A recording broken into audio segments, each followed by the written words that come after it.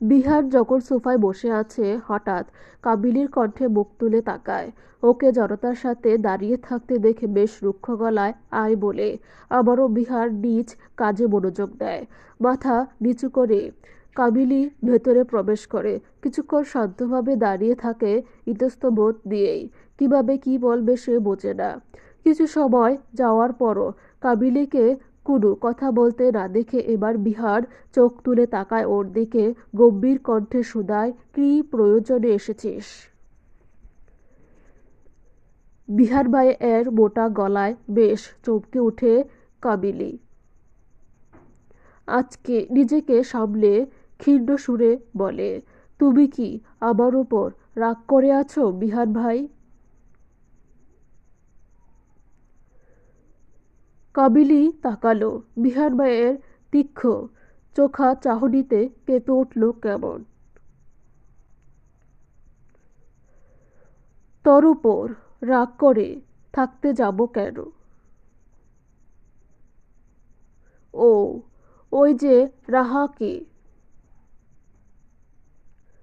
থেমে গেল কাবিলি। বিহার ভাইকে চুপ থাকতে দেখে নরম গলায় বলল আবারও, তুমি আমায় ভুল বুঝেছ বিহার ভাই। কেন এসেছিস সেটা বল। আমি দেখছি তুমি ওই ঘটনার পর আমাকে কেমন এড়িয়ে যাচ্ছ। আমি তো ভুল কিছু বলিনি, ও তো সত্যিই এমন। Stop it কাবিলি। ও তোর বোন হয়, আর কারো বিষয়ে কোনো কথা বলতে গেলেও ভেবেচিন্তে বলা উচিত। তোর থেকে এসব আশা করা যায় না। তুই রাহার মতো এতটা অবুঝ না। আমি ওই বিষয়টা নিয়ে আমি আর কিছু শুনতে চাইছি না। এবার আসতে পারিস। আমি কি এমন বলেছি বলো তো? তুমি সবসময় রাহার দিকটা কেন দেখছো? ও যা করে তাই তো বলেছি আমি। ও তো আসলে একটা বেদব, সারাক্ষণ তোমাকে উল্টাপাল্টা নামে ডাকে। এবার তুই আয়। কাবিলির মৃদু রাগ হলো, কান্নাও পেল। সে নিজের সাফাই গাইতে বলল, বিহান ভাই, আমি তো মিথ্যে বলিনি। রাহা সবসময় বাড়াবাড়ি করে। ওকে তুমি কিছু বলো না। Just shut up. ওকে কিছু বলি কি বলি না সেটা তোর কাছে বলতে হবে না আমার। এখন বের হ, আমার কাজ আছে। কাবিলি কান্না আটকে রুম থেকে বের হয়ে গিয়েছে। সেই তখন থেকে এই ঘটনা মনে করতে করতে ফুঁপিয়ে কাঁদছে কাবিলি নিজ কামরায়। বিহার ভাই এভাবে বলতে পারল? একবারও তার দিকটা ভাবল না? তার কষ্ট হতে পারে সেটা চিন্তা করল না? অশ্রু সিক্ত নয়নে কাবিলি বলতে লাগলো, তোমার সামান্য কথা আমার বুকটা চৌচির করে তুলেছে বিহান ভাই। কেন আমাকে একটু বুঝতে চাও না তুমি? কেন আমার অনুভূতি তোমার চোখে পড়ে না? কেন বিহান ভাই, কেন? রাহার শরীর থরথর করে কাঁপছে, নিজ পায়ে দাঁড়াতে পারছে না একটুও। মনে হচ্ছে এই বুঝি বলহীন শরীরটা নিয়ে ঢলে পড়ল ও। চোখের সামনে বিহার ভাই রক্তাক্ত পিঠ নিয়ে দাঁড়িয়ে আছে। বোধহয় রক্তে ভেজা ব্যান্ডেজটা খুলে মেয়েটির সামনে দেখতে চাইছিল নিজের বাম দিকের ক্ষত বিক্ষত পিঠটা। কাঁপা কাঁপা পা আর অশ্রুসিক্ত নয়নে কখন বিহান ভাইয়ের কাছে চলে এসেছে সে টেরও পেল না। ওর নিঃশ্বাস যেন বুকেই আটকে গেল। বুকের ভেতর তীব্র চাপ অনুভব করল সে, যেন শ্বাস নিলেই বুকটা ফেটে যাবে। বিহানের পিঠ বেয়ে নেমে আসা রক্তের দাগগুলো তার চোখ আরো ঝাপসা করে দিল। বাম বাহুর দিকের পিঠটায় গভীর এক ক্ষত স্পষ্ট দেখা যাচ্ছে। ক্ষতের চারপাশ ফুলে উঠে লালচে হয়ে আছে, যেন সামান্য নড়াচড়াতেই ব্যথাটা আরো তীব্রভাবে মাথাচাড়া দিয়ে উঠবে। মাংসের গভীর পর্যন্ত কেটে গিয়ে দগদগে হয়ে আছে জায়গাটা। কি বিভৎস দেখাচ্ছে রক্তে ভেজা জায়গাটাকে। গভীর ক্ষতের মাঝ বরাবর মাংস বোধহয় বের হয়েছে খানিক। এখনো তাজা রক্ত চুয়ে চুয়ে পড়ছে। দেখলে শরীর কাঁটা দিয়ে শিউরে ওঠে। রাহা পুরো বাকহারা হয়ে গিয়েছে। শরীর অসহায় ভাবে কাঁপছে। বিহারবাইকে এই অবস্থায় দেখে কলিজা এফার ওফার হয়ে যাচ্ছে। এক অসহ্য যন্ত্রণা কলিজায় খামচে ধরেছে ওর। রক্তলাল ঠোঁট তীর তীর করে কেঁপে যাচ্ছে। চোখে বোধহয় এক সমুদ্র লুকিয়ে দিয়েছে মেয়েটা। কি নিদারুণ অসহায় ভাবে মেয়েটা নিস্তেজ হাতটা বাড়িয়ে দিল ক্ষতটা ছুঁয়ে দিতে। এই রক্তে ভেজা ক্ষততে হাত দিয়ে ছোঁয়ার সাহস হলো না রাহার। বুকটা হু হু করে উঠল ওর। চোখ দুটি দিয়ে আপনা আপনি পানি গড়িয়ে পড়তে চাইল। বুকের ভেতর তীব্র ব্যথা নিয়ে মনে হলো যদি পারত সব কষ্টটুকু নিজের শরীরে টেনে নিত। তবু বিহার ভাইকে এভাবে দেখতে হতো না। অসহ্য জ্বালায় হৃদয় ছিঁড়ে যাচ্ছে ওর। বিহার এতক্ষণ আয়নার প্রতিবিম্বে ফ্যালফ্যাল করে তাকিয়ে দেখে গেল রাহাকে। পাগল মেয়েটা কি তার আঘাত দেখে কষ্ট পাচ্ছে? গাদাটা কি কাঁদছে তার কষ্টে? সেই স্তব্ধ নির্বাক চোখে এতক্ষণ মেয়েটার আতঙ্ক ভরা অশ্রুসিক্ত উভয় দেখে গেল। এবার বিহার ঘাটটা একটু ঘুরিয়ে পেছনে থাকা রাহাকে দেখার চেষ্টা করল। মেয়েটা বুক ভাঙা কষ্টে হাউমাউ করে কাঁদতে চেয়েও যেন পারছে না। ঠোঁট দুটি বরফ শীতল কনকনে ঠান্ডার মতো কাঁপিয়ে চলছে শুধু। বাড়িয়ে ধরা হাতটা থরথর করে দুলছে। ঠোঁট দুটি গলিয়ে কিছু বলার চেষ্টা করছে কিন্তু পারছে না। কোনো শব্দ বের হচ্ছে না কণ্ঠ দিয়ে। মাত্রা অতিরিক্ত ভয়ে মেয়েটা যেন বোবা হয়ে গিয়েছে। ভেতরের ফাঁপড়টাও বের করার জন্য ঠিকভাবে কাঁদতেও পারছে না। বিহার পুরোপুরি এবার রাহার দিকে ঘুরে দাঁড়ালো। দাঁত চিবিয়ে বাম বাহুটা খানিক নাড়িয়ে ঝুলিয়ে রাখা টি-শার্টটা কাঁধের উপর তুলে নিল। এরপর তাকালো মেয়েটার দিকে। সত্যি মেয়েটা যেন জমে গিয়েছে। একইভাবে দাঁড়িয়ে আছে, হাত কিছুটা তার দিকে বাড়িয়ে। অথচ না তাকে ধরছে আর না এক চুল নড়ছে। ছোট্ট শরীরটা এখনো ঠক ঠক করে কেঁপে যাচ্ছে। মেয়েটা চাইলেও না কিছু বলতে পারছে আর না নিজেকে সামলাতে পারছে। রাহাকে এভাবে স্থির অচল ভঙ্গিতে দাঁড়িয়ে কাঁপতে দেখে বিহার ওর দুই বাহু আলতো করে চেপে ধরল। এতে মেয়েটার কোনো হেলদোল হলো না। বিহার বুক কুঁচকে এবার রাহাকে কিছুটা ঝাঁকালো। মেয়েটা তবুও মূর্তির মতো একইভাবে দাঁড়িয়ে প্রতিক্রিয়াহীন। এবার কিছুটা চমকালো বিহার। ওর বাহু ছেড়ে তুলতুলে মোলায়েম গাল দুটি যত্নে তুলে নিল নিজ হাতের আজলায়। আদর ভঙ্গিমায় বলল, হেই আদরুনি, হোয়াট হ্যাপেন্ড? রাহার ঠোঁট দুটি ভয়াবহভাবে কাঁপছে। হরিণী চোখ দুটি ঝাপসা হয়ে আছে, ঘন কুয়াশা ঢাকা অতল গহ্বরের মতো। রাহা, লুক এট মি। কি হয়েছে বলো আমায়। রাহা হেলফেল করে বিহার বাইয়ের দিকে পাথরের মতো তাকিয়ে থাকলেও শরীরটা কাঁপছে তার। ওকে এভাবে আতঙ্কে জমে থাকতে দেখে বিহারে অশান্তি শুরু হলো। মেয়েটাকে স্বাভাবিক করার উদ্দেশ্যে গাল দুটি আরও একটু চেপে ধরে মুখ উপরে তুলল কিছুটা। লম্বা চওড়া বিহার নিজের ঘাড়টা খানিক নুইয়ে নিল মেয়েটার দিকে। আহ্লাদ কণ্ঠে বলল, কি হয়েছে? Everything is fine. তাকিয়ে দেখ, সব ঠিক আছে। তাকা আমার দিকে। রাহা, তাকা। রাহা যন্ত্রের মতো দাঁড়িয়ে রইল। মেয়েটা যেন সত্যি ভীষণ ঘাবড়ে গিয়েছে। তাই তো ওভাবে জমে আছে, কথাও বলতে পারছে না। বিহার ঢোক গিলল। ভীষণ অস্বস্তি হচ্ছে তার ভেতর। এই মেয়েটা অস্বাভাবিক চঞ্চল না থাকলেও ভেতরটা তার অশান্তিতে ছটফট করে। বিহারের শ্বাস তপ্ত হয়ে ওঠে। ঢুক গিলে সে গভীরভাবে তাকায় রাহার মুখের দিকে। মেয়েটার মুখে এখনো তার হাত দুটি আটকে আছে ভীষণ গাঢ়ভাবে। খানিক উঁচুতে থাকা মেয়েটার মুখটা লাল হয়ে আছে। পাতলা চামড়ার গাঢ় লাল লাল ঠোঁট দুটি কাঁপছে ধীরে ধীরে। হঠাৎ বিহার কেমন ঘুরে চলে গেল। রাহার সান্নিধ্যে ওর ছায়া কম্পিত মুখ, চোখ, ঠোঁট হঠাৎ আকর্ষণ সুলভ করল। রক্তকোমল ঠোঁটগুলো বারংবার টানল ওকে। এত তীব্রভাবে টানল যে মনে হলো এখনই মেয়েটাকে নিজের গভীরে মিশিয়ে নিতে, গাঢ়ভাবে মেয়েটার মাঝে ডুবে যেতে। নিজ ভাবনায় আচমকা খেয়ে হারিয়ে বসল ও। বুকের ভেতরটা তীব্র যন্ত্রণায় কাতরাতে লাগলো। মনে হলো তার কাঁধের ব্যথা এই যন্ত্রণার কাছে অতি তুচ্ছ। কি নিদারুণ মরণ যন্ত্রণায় দিন দিন সে নিপুত্তি হচ্ছে। ভেতরে সংযমটুকু হারিয়ে বিহান অসহায় তেজি ভঙ্গিতে দাঁতে দাঁত পিষল। চোখ দুটি বন্ধ করে হঠাৎই ছেড়ে দিল ওকে। ভেতর থেকে প্রতি নিঃশ্বাসে নিঃশ্বাসে আগুনের গোলা বের হতে লাগলো ওর। নিজেকে ধাতস্থ করতে, নিজের ধৈর্যকে শার্প দিতে বিহান কটমট করতে করতে আবারও পিছু ঘুরে কিছুটা দূরে সরে গেল রাহার থেকে। ভেতরে এই দাবানল দিন দিন বৃদ্ধি আকার ধারণ করছে তার।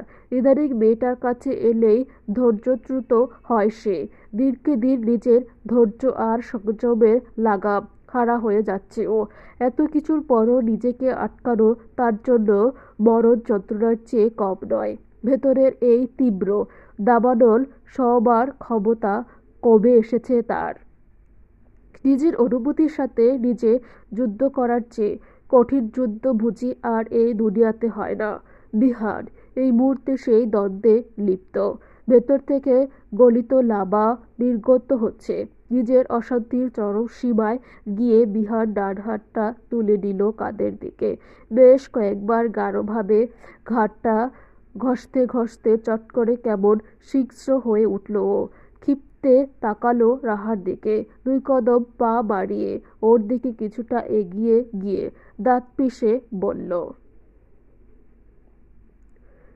ডেভ, তোকে বলেছিলাম তো তোর ওই ফুলকো ফেস নিয়ে আমার সামনে আসবি না। কেন এসেছিস তুই? বারণ করার পরেও কেন শুনিস না আমার কথা, ইডিয়েট? এই পর্যায়ে রাহার শরীর ঝাঁকুনি দিয়ে উঠল। কিছুটা সুযোগ পেয়েই বুঝি মেয়েটা ঠোঁট ভেঙে এবার কেঁদে দিল বিহান মায়ের দিকে করুণ ঝাপসা চোখে তাকিয়ে, শরীর ধুলিয়ে মৃদু শব্দ তুলে কাঁদতে লাগলো।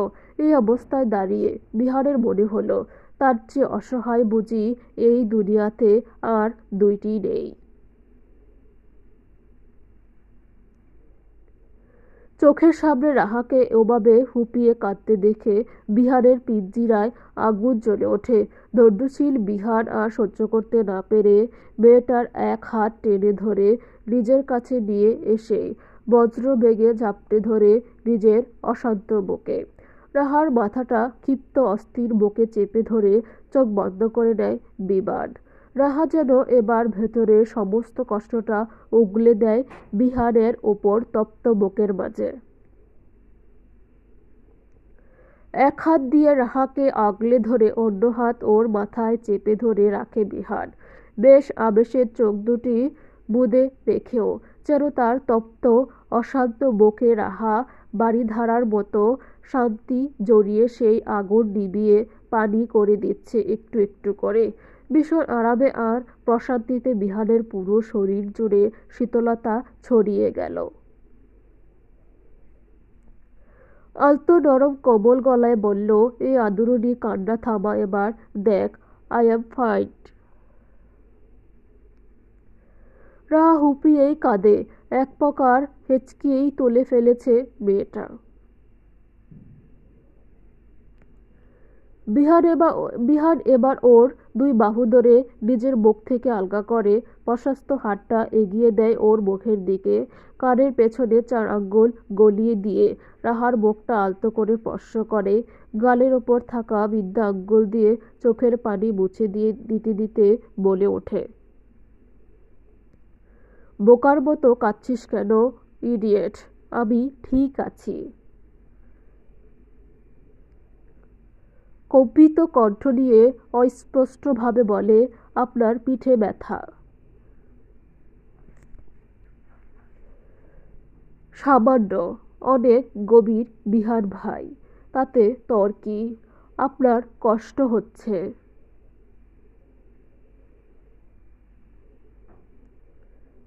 আমার কষ্ট হচ্ছে, তবে তুই কেন কাঁদছিস?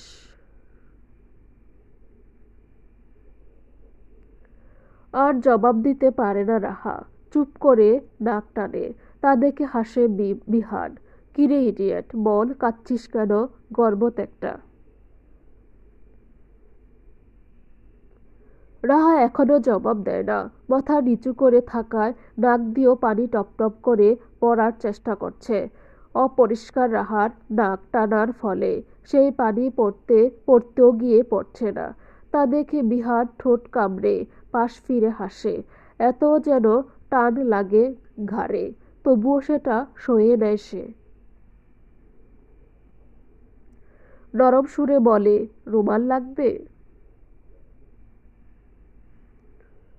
জবাব দেয় না রাহা। বিহার নিজেই পকেট থেকে রুমালটা বের করে এগিয়ে দেয় রাহার দিকে। অবশ্য এসব রুমাল টোমাল ব্যবহার করে না সে, কেবল নিজের কাছে সবসময় রাখে এই যা। কারণ এটা এই গাদাটাই তাকে দিয়েছিল।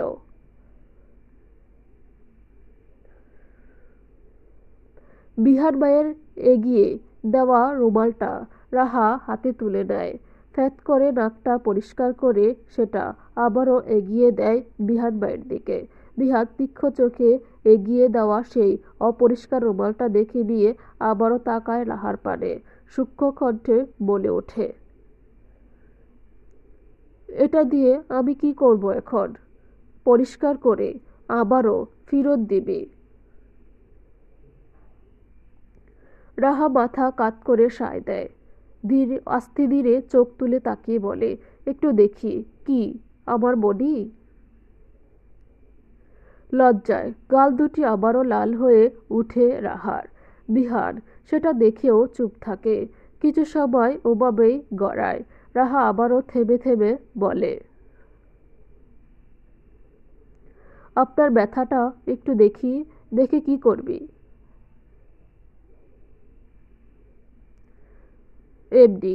এমনি দেখে কি হবে? যদি মলমই লাগাতে না পারিস, লাগিয়ে দিব। কি মলম? আমি ভাবলাম অন্য কিছু। অন্য কিছু কি?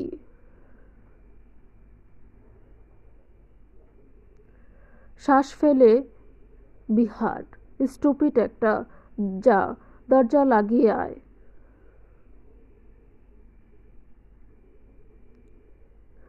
ভ্রু দুটিতে কুঞ্চন হয়ে ওঠে রাহার। নাক টেনে বলে, দরজা লাগাতে হবে কেন? যেটা বললাম সেটা কর। যা গিয়ে দরজা লাগা। দরজা বন্ধ করে রাহা এগিয়ে আসে। বিহার তাকিয়ে দেখতে পায় আহ্লাদির মুখ ফুলে আছে।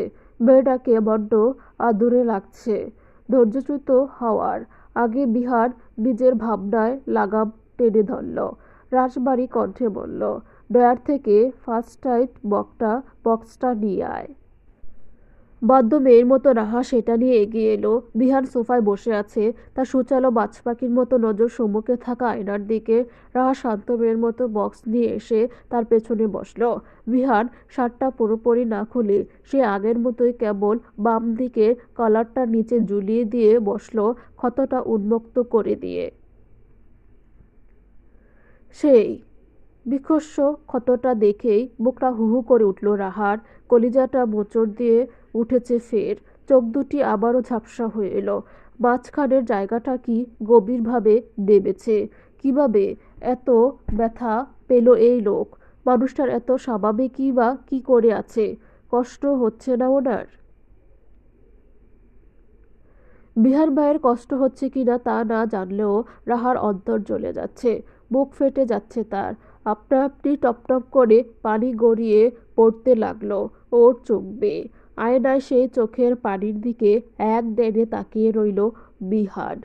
কাঁপা কাঁপা হাতে তুলে নিয়ে রক্ত পরিষ্কার করার সময় বিহার ভাই মৃদু শব্দ করে একটু কেঁপে উঠতেই ভেতরটা হাহাকার করে ওঠে রাহার। কাঁদতে কাঁদতে তুলো দিয়ে পরিষ্কার করে দেয়। আর ওর কান্নামাখা মুখের দিকে গভীর নয়নে তাকিয়ে থাকে বিহান।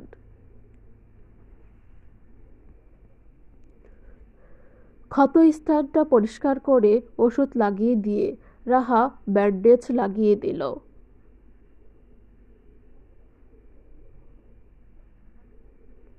এবার চোখের পানিটা মোচ ইডিয়েট। নাক দিয়েও পানি পড়ছে তো। এবার চোখের পানিটা মোচ ইডিয়েট। নাক দিয়েও পানি পড়ছে তো। রাহা জবাব দিল না সে কথার। অন্য সময় হলে নিশ্চয়ই কিছু বলতো। সে উল্টো প্রশ্ন করল বিহার ভাইকে। আপনি কি ডক্টরের কাছে গিয়েছিলেন বিহার ভাই? এটায় তো সেলাইয়ের দরকার ছিল। এত পাকড়ামি করার প্রয়োজন নেই তোর।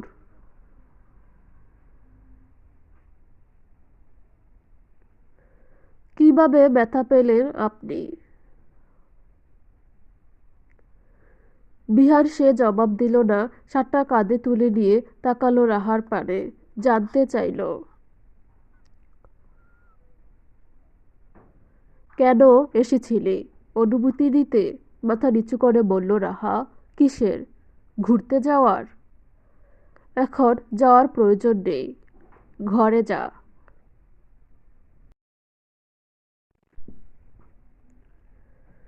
একটু থেমে আবারও বলে, আর শোন, এই বিষয়ে যদি বাড়ির কেউ জানে তবে তরে আমি খাইছি। ডুব গিলল রাহা। লোকটা আস্ত একটা জল্লাদ টাইপের। মিনমিন গলায় বলল রাহা আবারও, আর একটু থাকি? কোন দরকারে? মাথা নিচু করে ক্ষীণ গলায় জবাব দিল সে। এমনি। রাহা। বিহার রাহার পা থেকে মাথা পর্যন্ত দেখে নিয়ে বলল, প্রয়োজন নেই। তুই আরেকটু থাকলে আমার বুকে ঝড় শুরু হবে। বের হ। রাহা মুখ তুলে তাকিয়ে ভোঁতা করে বলে, আপনি এমন কেন বিহান ভাই? কেমন কেমন কেমন জানি। বিহার গাঢ় নজরে রাহার আহ্লাদে মুখে নজর বুলিয়ে বলল, আমি কেমন তা জানার হলে আমার ভেতরে ঢুকতে হবে। ঢুকবি? রাহা বোকার মতো কপালে কিছু ভাঁজ তুলে আচমকা বলে, মানে? শক্ত গলায় জবাব দেয় বিহার, তোর মতো রামছাগল সে মানে বুঝতে পারবে না স্টুপিড, বের হয়ে যা। অজ্ঞতা বিহান বাই নিজেই রাহাকে বাহু ধরে ঘর থেকে বের করে দিল। পরপর দুদিন কেটে গিয়েছে। রাহা সময় করে করে বিহান বাইয়ের ক্ষতের খোঁজ নিয়ে এসেছে। রাহা বিহান বাইয়ের আঘাত নিয়ে বাড়ির কাউকে কিছু বলেনি যে এটাই বেশি। পরন্ত বিকেল চলছে। সেই কখন থেকে রুশ্মি আপুর ঘরে বসে আছে ও। কিছুক্ষণ দুজন একসাথে মুভি দেখেছে। এবার কিছু খাওয়ার জন্য পেটটা কুচকুচ করে উঠল ওর। তাই রুশ্মি আপুর থেকে বিদায় নিয়ে যাওয়ার সময় হাতে একটা বই ধরিয়ে দিয়ে বলল রুশ্মি, যাওয়ার সময় এটা কামিলীকে দিয়ে যাবি। আচ্ছা।